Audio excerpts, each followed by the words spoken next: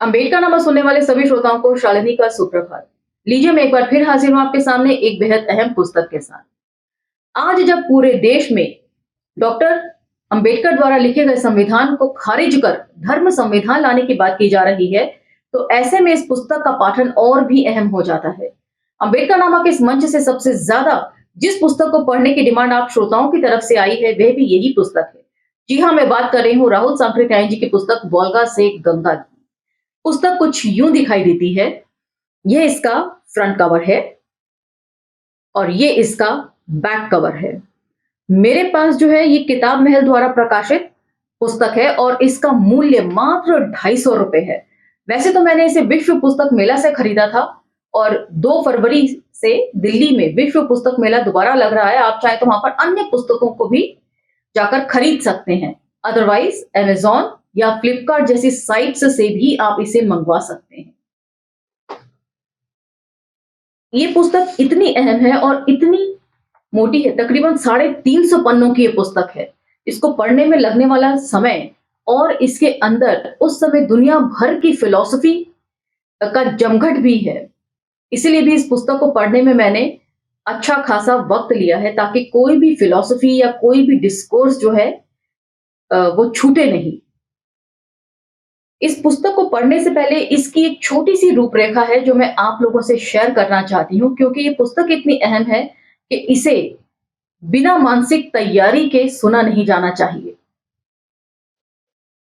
सबसे पहले तो मैं ये बता दूं कि इसमें तकरीबन 6000 साल पहले तक की कहानियां इंक्लूड की गई हैं और उस समय सभ्यताओं का जब नया-नया विकास हुआ था, तो बस आदिम जीवन से निकल कर ही कबीलाई जीवन में हमारे जो पूर्वज हैं वो रह रहे थे। उसी के काल और संदर्भ के हिसाब से इन कहानियों को समझे जाने की जरूरत है। दूसरी बात ये कि एक साहित्यकार की नजर से राहुल सांकृत्यायन जी ने इसमें इतिहास का लेखा जोखा रखा है और ये भी माना है कि साहित्यकारों ने इतिहास का सबसे ज्यादा बेड़ा गर्क किया है। जैसे जैसे पुस्तक में आगे बढ़ेंगे ये सब डिस्कोर्स हम करते चलेंगे।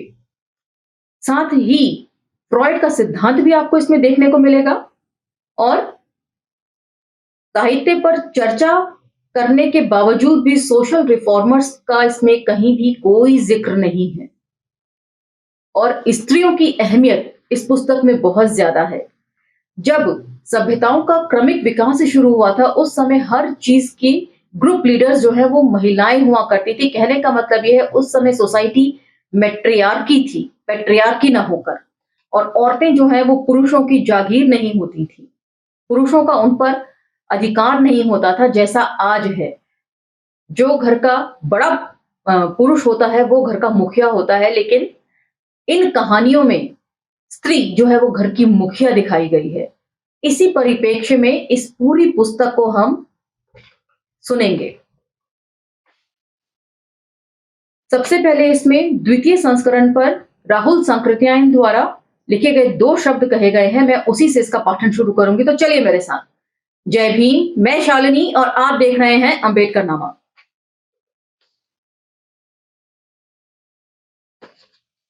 द्वितीय संस्करण पर 2 शब्द। 7-8 महीनों के भीतर प्रथम संस्करण खत्म हो जाना लेखक के लिए संतोष की बात है, और उससे भी संतोष की बात है पुराण पंथियों की वह तिलमिलाहट जो कभी असंयत बकवासों और गालियों के रूप में निकल पड़ती है। लेकिन मैं समझता हूं गालियों की मात्रा अभी बहुत कम है।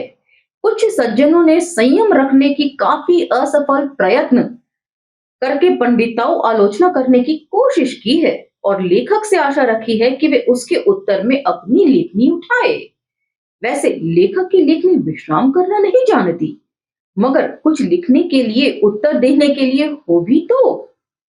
लेखक की एक एक कहानी के पीछे उस युग के संबंध में वह भारी सामग्री है जो दुनिया की कितनी ही भाषाओं, तुलनात्मक भाषा विज्ञान, मिट्टी, पत्थर, तांबे, पीतल, लोहे के सांकेतिक व लिखित साहित्य अथवा अलिखित गीतों, कहानियों, रीति रिवाजों, टोने टोटकों में पाई जाती है। पुस्तक लिखते वक्त और आज भी लेखक की इच्छा है कि उस सामग्री के स्रोतों का निर्देश परिशिष्ट के रूप में दिया जाए, किंतु काम कुछ इतना बड़ा मालूम होता है कि उस समय के ख्याल से हाथ खींच लेना पड़ता है और फिर वह इसी जिल्द का परिशिष्ट भी नहीं हो सकती, क्योंकि वह इस पुस्तक से भी बड़ा ही होगा। तो भी इस ओर मेरा ख्याल है जरूर। इस संस्करण में परिवर्तन बहुत ही कम करना पड़ा है। एक तरह मैंने जहां तहां छू भर लिया है। मैं चाहता था हर कहानी के साथ एक एक रंगीन चित्र हो, मगर युद्धकालीन परिस्थितियां इसकी इजाजत नहीं देती। किताब महल, प्रयाग, राहुल सांकृत्यायन।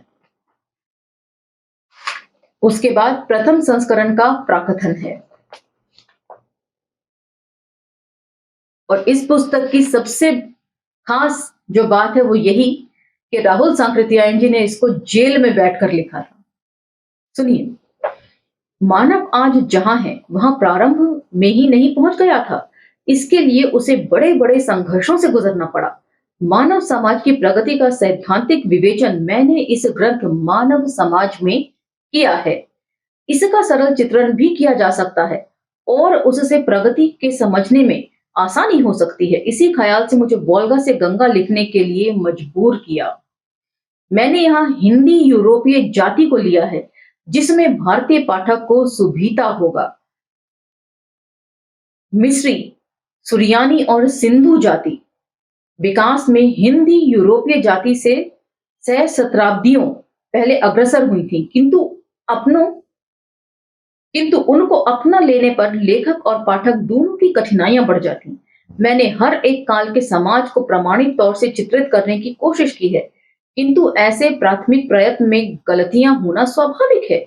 यदि मेरे प्रयत्न ने आगे के लेखकों को ज्यादा शुद्ध चित्रण करने में सहायता की, तो मैं अपने को कृतकार्य समझूंगा। बंधुल मल्ल विद इन ब्रैकेट बुद्ध के काल पर मैंने एक स्वतंत्र उपन्यास सिंह सेनापति लिखा है। Central jail Hazaribagh, 23/6/1942, Rahul Sankrityayan. तो ये पुस्तक उन्होंने जेल से बैठकर लिखी थी, इसलिए भी बहुत महत्वपूर्ण है। और साथ ही उन्होंने एक बात है जो मुझे खटकती है, हर चीज को जाति के दायरे में रखकर तोला है। तो चलिए अब प्रकाशक की ओर से भी इस पुस्तक का थोड़ा लेखा जोखा समझ लेते हैं। प्रकाशकीय हिंदी साहित्य में महापंडित राहुल सांकृत्यायन का नाम इतिहास प्रसिद्ध और अमर विभूतियों में गिना जाता है। राहुल जी की जन्म तिथि 9 अप्रैल 1893 ईस्वी तथा मृत्यु 14 अप्रैल 1963 ईस्वी है। राहुल जी का बचपन का नाम केदारनाथ पाणे था। बौद्ध दर्शन से इतना प्रभावित हुए कि स्वयं बौद्ध हो गए। राहुल नाम तो बाद में पड़ा। बौद्ध हो जाने के बाद सांकृत्य गोत्रीय होने के कारण उन्हें राहुल सांकृत्यायन कहा जाने लगा। राहुल जी का समूचा जीवन घुमक्कड़ी का था। भिन्न भिन्न भाषा साहित्य एवं प्राचीन संस्कृत, पाली, प्राकृत, अपभ्रंश आदि भाषाओं की अनवरत अध्ययन मनन करने का अपूर्व वैशिष्ट्य उनमें था। प्राचीन और नवीन साहित्य दृष्टि की जितनी पकड़ और गहरी पैठ राहुल जी की थी, ऐसा योग कम ही देखने को मिलता है। जी हाँ, इनकी कहानियों को पढ़कर और इनके साहित्य की रचना को देखकर ये बात कही जा सकती है। घुमक्कड़ जीवन के मूल में अध्ययन की प्रवृत्ति ही सर्वोपरि रही। राहुल जी के साहित्य जीवन की शुरुआत सन 1927 ईस्वी में होती है। वास्तविकता यह है कि जिस प्रकार उनके पांव नहीं रुके, उसी प्रकार उनकी लेखनी निरंतर चलती रही। विभिन्न विषयों पर उन्होंने 140 से अधिक ग्रंथों का प्रणयन किया है। अब तक उनके 130 से भी अधिक ग्रंथ प्रकाशित हो चुके हैं। लेखों, निबंधों एवं भाषणों की गणना करना एक मुश्किल काम है। राहुल जी के साहित्य के विविध पक्षों को देखने से ज्ञात होता है कि उनकी पैठ न केवल प्राचीन नवीन भारतीय साहित्य में थी, अपितु तिब्बती, सिंहली, अंग्रेजी, चीनी, रूसी, जापानी आदि भाषाओं की जानकारी करते हुए तत्त साहित्य को भी उन्होंने मत डाला। तो राहुल सांकृत्यायन जी की दो अन्य पुस्तकों का पाठन मैंने अम्बेडकर नामा के मंच से किया है। एक दिमागी गुलामी और दूसरी तुम्हारी शय।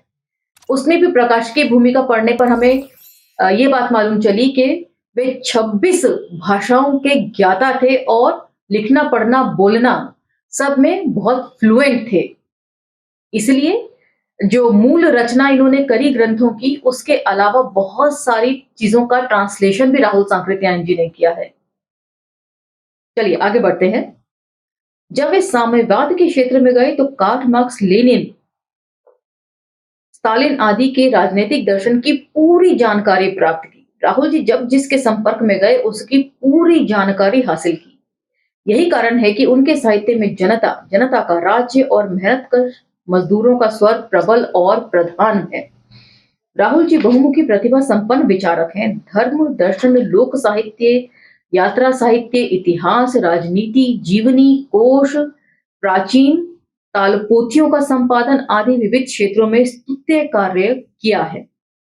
राहुल जी ने प्राचीन के खंडहरों से गणतंत्रीय प्रणाली की खोज की। सिंह सेनापति जैसी कुछ कृतियों में उनकी ये अन्वेषी वृत्ति देखी जा सकती है। उनकी रचनाओं में प्राचीन के प्रति आस्था, इतिहास के प्रति गौरव और वर्तमान के प्रति सदी हुई दृष्टि का समन्वय देखने को मिलता है। ये केवल राहुल जी ही थे जिन्होंने प्राचीन और वर्तमान भारतीय साहित्य चिंतन को समग्रतः आत्मसात कर उन्हें मौलिक दृष्टि देने का निरंतर प्रयास किया है। चाहे साम्यवादी साहित्य हो या बौद्ध दर्शन, इतिहास सम्मत उपन्यास हो या वोल्गा से गंगा की कहानियां, हर जगह राहुल जी की चिंतन वृत्ति और अन्वेषी यानी कि एक्सप्लोरर सूक्ष्म दृष्टि का प्रमाण मिलता जाता है। उनके उपन्यास और कहानियां बिल्कुल एक नए दृष्टिकोण को हमारे सामने रखते हैं। समग्रतः ये कहा जा सकता है कि राहुल जी न केवल हिंदी साहित्य अपितु समूचे भारतीय वाङ्मय के एक ऐसे महारथी हैं जिन्होंने प्राचीन और नवीन, पौर्वात्य और पाश्चात्य, दर्शन और राजनीति और जीवन के उन अनछुए तथ्यों पर प्रकाश डाला है जिन पर साधारणतः लोगों की दृष्टि नहीं गई है। सर्वहारा के प्रति विशेष मोह होने के कारण अपनी साम्यवादी कृतियों में किसानों, मजदूरों और मेहनतकश लोगों की बराबर हिमायत करते दिखते हैं। विषय के अनुसार राहुल जी की भाषा शैली अपना स्वरूप निर्धारित करती है। उन्होंने सामान्यतः सीधी साधी सरल शैली का सहारा लिया है, जिससे उनका संपूर्ण साहित्य, विशेषकर कथा साहित्य, साधारण पाठकों के लिए भी पठनीय और सुबोध है। तो यहाँ पर आज का एपिसोड हम विराम देते हैं। इसके सुनने के लिए आप अपनी मानसिक तैयारी कर लीजिए, क्योंकि इसमें ऐसी बहुत सी बातें हैं जो आपको शॉक में डाल सकती हैं, सोचने पर भी मजबूर कर सकती हैं, एक नए संदर्भ को सामने रख सकती हैं। बहुत सारा कुछ एक साथ इस पुस्तक के अंदर है। दुनिया की ऐसी कोई फिलॉसफी नहीं है अब तक की जो इस पुस्तक के अंदर आपको न मिले। इसी के साथ अब मुझे आज्ञा दीजिए, लेकिन यदि वीडियो पसंद आए तो उसे लाइक, शेयर, सब्सक्राइब करना ना भूलें। अपने वैल्यूएबल कमेंट्स के जरिए आप हमसे संवाद कर सकते हैं। असहमतियों का भी स्वागत है। अब मुझे इजाजत दीजिए। जय भीम, धन्यवाद।